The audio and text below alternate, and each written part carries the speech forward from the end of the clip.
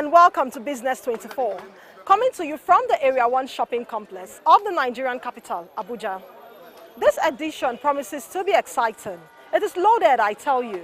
In this edition, we are focusing on the sector that is a major component of the non-oil sector. Now, Africa is said to be a resource base for global industrialization, but the bride of them all is Nigeria. Yes, the abundant natural resources cannot be argued. One of such resources is the animal skin referred to in technical terms as hides and skin. This resource holds huge potential to turn the country's fortunes around.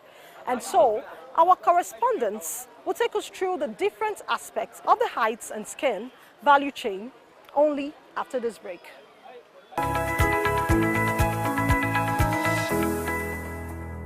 Now let's get down to business.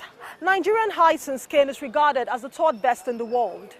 However, this sector has remained largely untapped as it has suffered a lot of neglect by successive government. So what are the potentials around this sector? What is the Buhari's administration doing to address this deficit? And how can it contribute to the growth of the nation's GDP? Chimobi Walter Nnaji sought answers to these questions.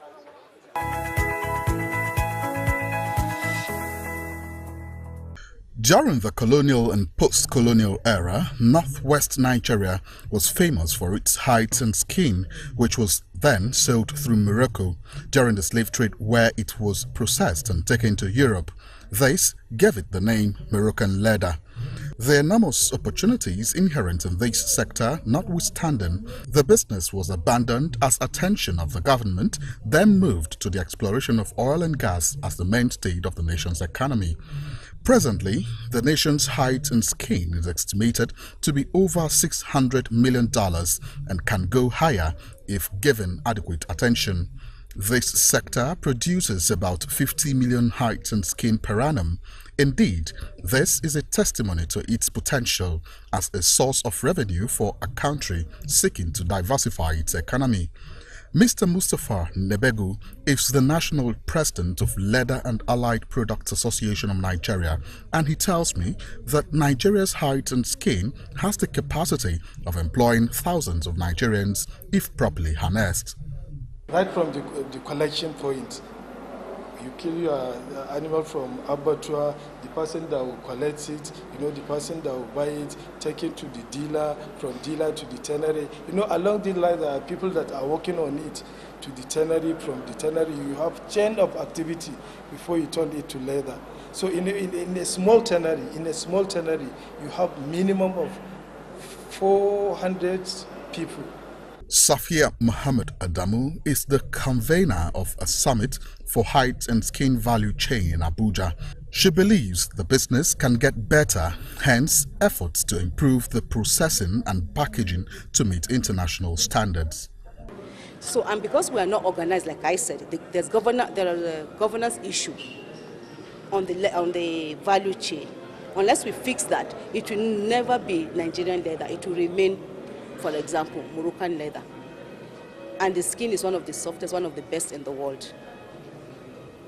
So if we're able to fix that, and we get all the policy makers, as we brought in here, the different agencies to participate, we'll be able to come up with a framework that will govern it in a way that around the world we can raise our heads and say, yes, this is Nigerian leather. The hides and skin comes from sheep, cows and cows. And this is one thing Nigeria has in large numbers. In Abuja, Chimobi Walter Nnaji for Business24.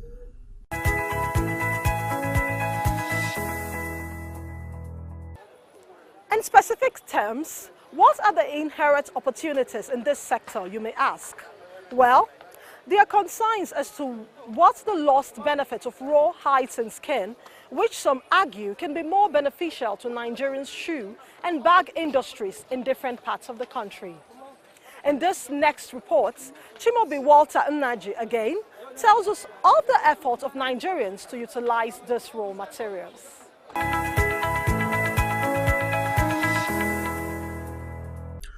Footwears are a key component of a complete dressing, as this adds beauty to the outfit. There are many types of footwears. These include canvas shoes, slip-ons, corporate shoes, among others. The market for locally made shoes is so huge that it stands a chance to be a high employment opportunity for young Nigerians who are seeking to make ends meet. One of such young Nigerian is Akintunde Babalola, a higher national diploma holder in footwear designing and technology from College of Arts and Crafts, India, who has been making shoes for over 15 years.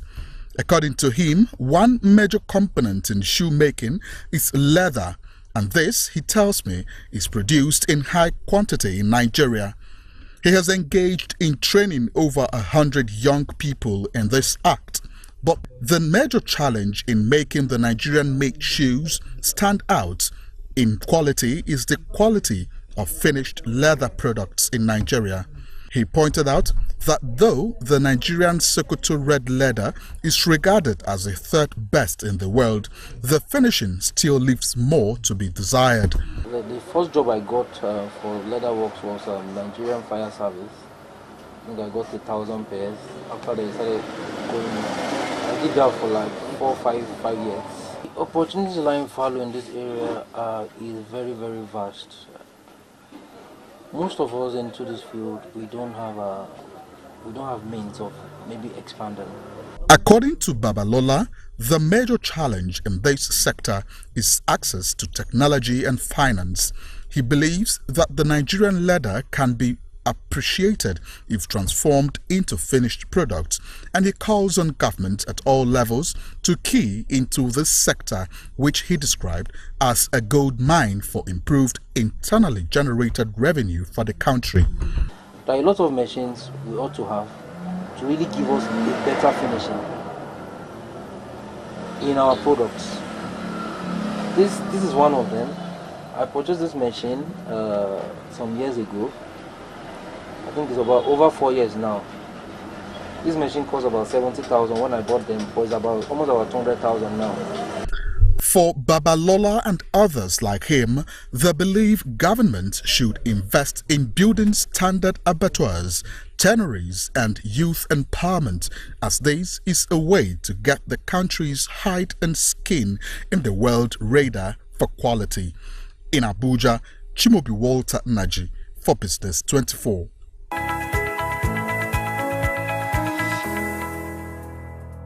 And if you're just joining us, the program is Business 24 on NTA News 24. We are still on the heightened skin value chain in Nigeria.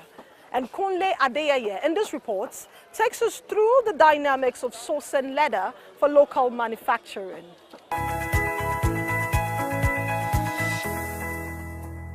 Though the business has been in obscurity for decades, Nigerians who know its worth are making huge returns quietly. Hide and skin, an untapped treasure in Nigeria, can actually get its foothold in export market, which many have described as booming owing to the federal government's policy on promoting agriculture.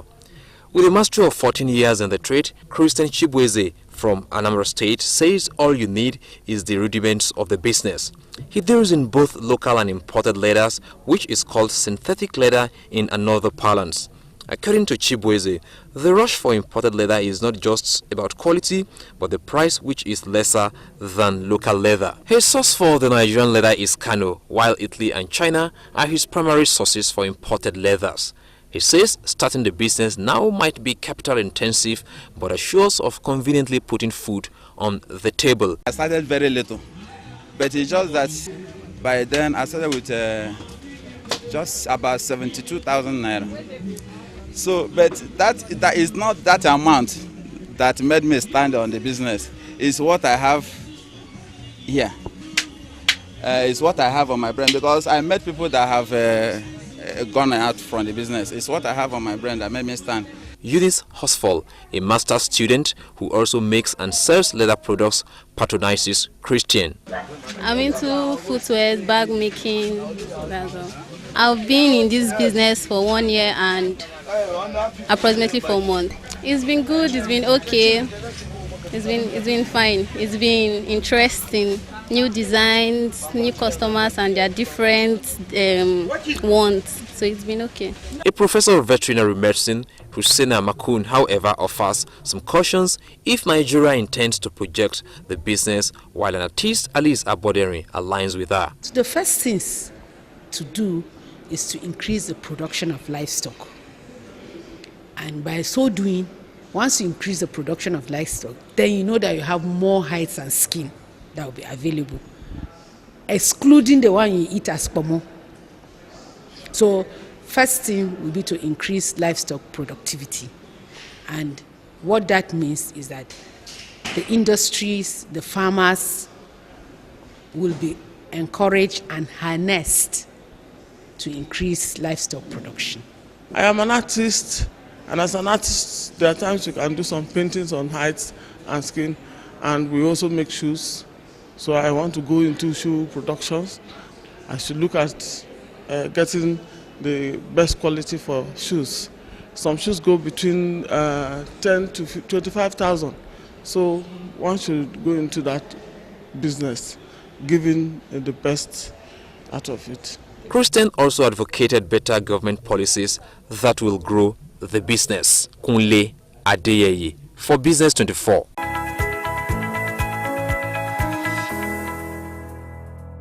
Thank you, Kunle, for that report. One issue local entrepreneurs describe as their untold hardship is the inability to source the funds of the expansion of their enterprises.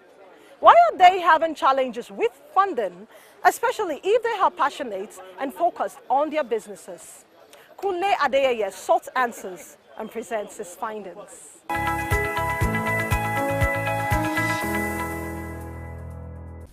Of Nigeria's 190 million population, up to 90 million is said to be excluded from financial services. This means that just over 50% of Nigerians have access to financial services. Of those that do not have bank accounts or excluded from financial services, the economy suffers from their absence as they cannot contribute to its growth and benefit as well. The financial services that seem far from the reach of many Nigerians range from personal, mortgage, or business loans, savings and payments, remittances, pensions, capital markets and insurance services. Access to credit appears to be the most troubling, as just about 4% of Nigerians succeed in getting loans from the banks, whether for personal or business purposes. High lending rate, which is mostly at double digits, sometimes reaching 26% in some cases, makes the appetite for loans fizzle out as many people are discouraged from even attempting to borrow. This widens the gulf of financial exclusion, where people who could ordinarily impact positively on the economy are shut out. Probing further, Business24 came across 45-year-old Onyeche James, who sells roasted yam and plantain. From her submissions, she belongs to the class of those excluded from financial services. She says she has good concepts that can expand the business. However, that can only be achieved if she is able to access these services. I no get bank account. I no say anywhere I go collect loan. If you give me, I go collect am. Blessing Uja, a roadside chef, has a bank account but of no use, according to her. Yes, I have bank account, but I'm not operating it again because I don't have the money. The business I'm doing is not moving. There's no money. If you come to market, you just sit down and be sleeping, tired. I don't know if government can help people, if they can give us money so that we will upgrade the business. Maybe money will come small, then we'll upgrade the account. 34-year-old Desmond Chinonso Okeke, a graduate of plant science and biotechnology from Abia State University, is into furniture. Having mastered the dynamics of the trade from his father, Desmond is constrained by lack of access to loans and other services that can boost his business. What I understand by financial services is having access to bank loans and also having access to insurances like pension and other things that is attached to it. And we, now that we're here, we need those facilities, those things. If government can provide it for us, that hand workers, as in people that produces furnitures here at Kubu Furniture Market, I think life will be better for us here. You see, we need these financial services, we need loan so that we can enlarge our businesses. Those of us that are low income earners here, we need places like showroom where we can showcase our furnitures. Like our weather is not always conducive for some of the furnitures that we produce here, and it tends to spoil it over time. An investment promotion and economic development expert, Ogbonna Okuku, offers tips on how to check this imbalance. What we need to do is the development finance institutions, as it is all over the world, must stand up to a point where they now become major competitors to the commercial banks. And then again, let me also put it this way. Development finance institutions are used to grow transactions to a sustainable level where the commercial bank sees you viable, and then they come to you. If you notice, people always tell you that they go to commercial banks when they didn't have money and they didn't want to respond to them. But as soon as they became probably wealthier, the commercial banks will come to you, because that's how they are designed. So you see, there's a big lacuna that our economic managers always forget, that it is not the problem of the commercial bank. It is actually what you have done with your development finance institutions. Focus on small-scale business has always been advocated in Nigeria, as it is one of the major factors that drive the economy. Kunle Adeyeye for Business24.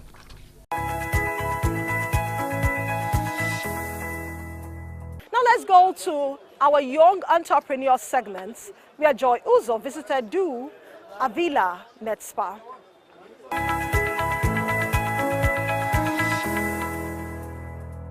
It's good to have you join us on this segment of the program. Our young entrepreneur for the week is Miss Debbie Oku Okokun. She owns and operates the Du Avila Med Spa. She is a trained esthetician.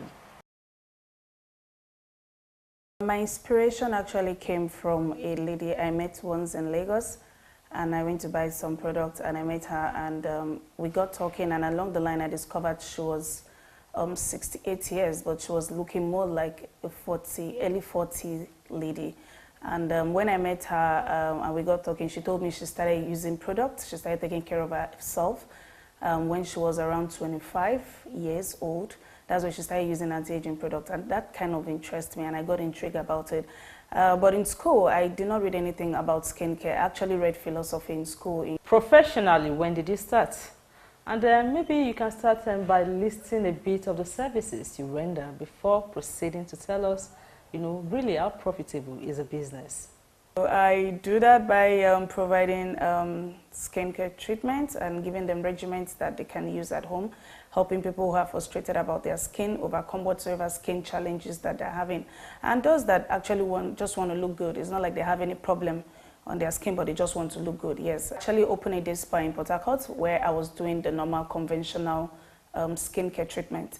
But 2016, I went for a training for advanced aesthetics. I also went for a training last year for advanced aesthetics. And I now opened officially last year, 1st of May. The business has its own challenges, but so far so good. It's been good. It's something I derive joy from. It's something I derive fulfillment from. So I've been able to weather the storm and continue with it and still do what I need to do to make people look good and look happy and feel happy, sorry. But when you have the clients, it's very, very profitable when you have the client. It's a business that runs into billions annually. So at the end of the services you render, what really is the kind of reaction you get from your customers? If we have customers that are maybe suffering from acne, for example, especially maybe adult acne, and they've used a lot of things and all that, and they've not gotten any result, and they come around and we treat them and get result, definitely you will have a satisfied client, a client that is satisfied with everything, and she will be excited. When it comes to sourcing, for products that you use, how do you get them? Okay, sourcing of products right now, it's is actually a challenge for me, because I still bring in some of the skincare products. I've really not seen a formulator that I can say, okay, I can buy this formulator's products and I use it and I achieve result. Most of the products that I get and I give to my customers and achieve result, I actually import them into the country. And on that note, we'll wrap it up on this segment of the program. And from the guest and I, it's bye-bye. Now, every young entrepreneur dream is to make it to the international markets for that seamless experience in exports. Here's our in-house experts, Femi Boyede, with those valuable tips.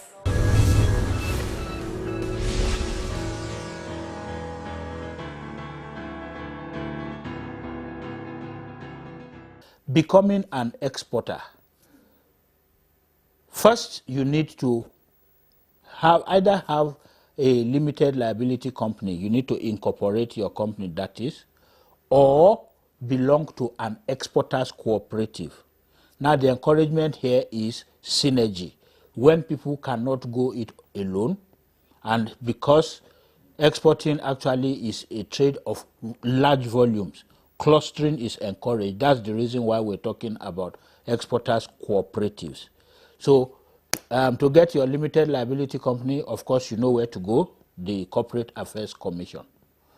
When you are incorporated, of course, also, even the Exporters Association is more or less like a cooperative or not-for-profit gathering, even though exporting is a profitable business.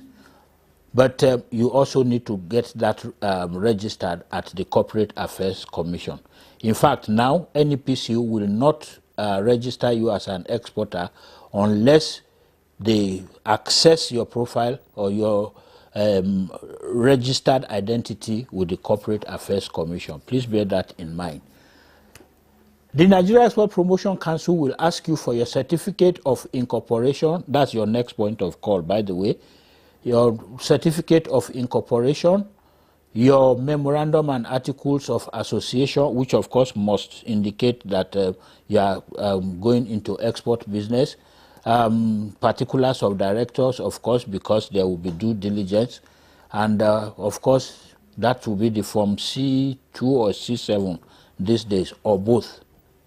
In some cases, NEPC could ask you to bring your tax clearance certificate. Of course, we understand that a new company may not necessarily have paid tax, but all of those are, I think those are additional requirements. So you need to register as an exporter. Having registered as an exporter, you take your exporter registration certificate with you and go to your bank. That's the next thing you want to do. Exporting has to do with financial transactions. So you are an exporter when you receive foreign currency into a domiciliary account that is tagged export proceeds. So step number 3, open an export proceeds domiciliary account with your commercial bank. When you have done all this, then primarily you can call yourself an exporter.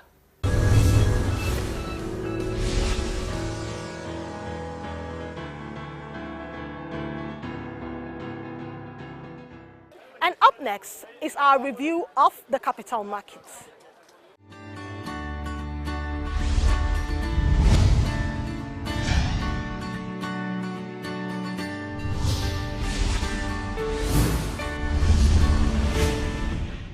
In terms of market breadth, we have not been seeing significant improvements. For example, the week before now, about 33 equities advanced, appreciated, as opposed to a higher number that declined. So we've had more decliners than advancers in terms of market breadth.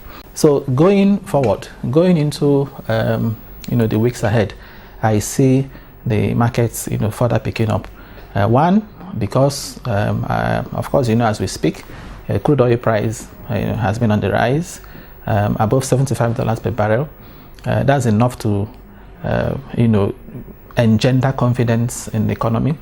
A lot other macroeconomic indicators are showing improvements. Inflation rate has been on the decline. Purchasing managers in the index too has also been improving. So if you look at this macroeconomic indicators, and you look at where crude oil price is, and again the likelihood that the budget, 2018 budget, will eventually get passed, all these will combine to show up investors' confidence. So I see in the weeks ahead, I see the market, picking up a lot significantly than it did, in March and in February.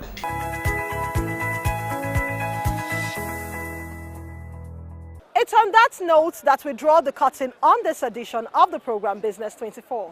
For comments, suggestions, advert placement, and sponsorship, you can reach us on the platform showing on your screen. Do keep a date with us next week. I am Sophie Aibumia. Bye for now.